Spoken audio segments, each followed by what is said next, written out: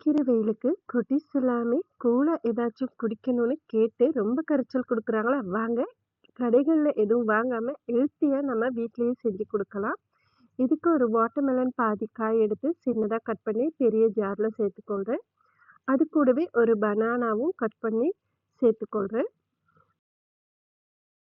தேவையான அளவு காய்ச்சி ஆற வச்ச பசும்பால் சேர்த்துடலாம்.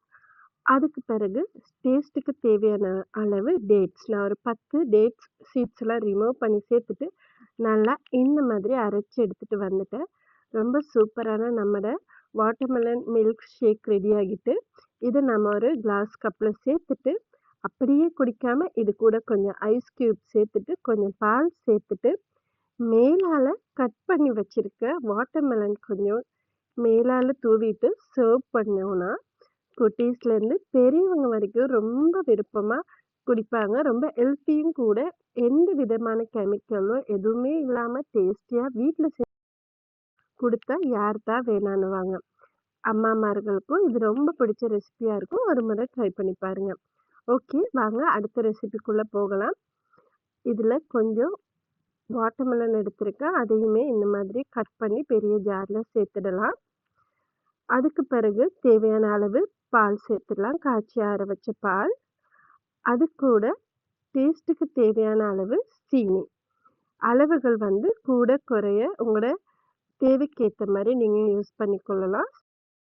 சுகர் 2 டேபிள் ஸ்பூன் சேர்த்துட்டு நல்லா இந்த மாதிரி அடிச்சு எடுத்துடலாம்.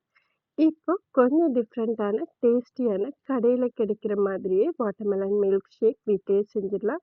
ரொம்ப ரொம்ப டேஸ்ட்டா இருக்கும். எல்லாருமே விரும்பி குடிப்பாங்க. இதையும் ஒரு முறை ட்ரை பண்ணி பாருங்க.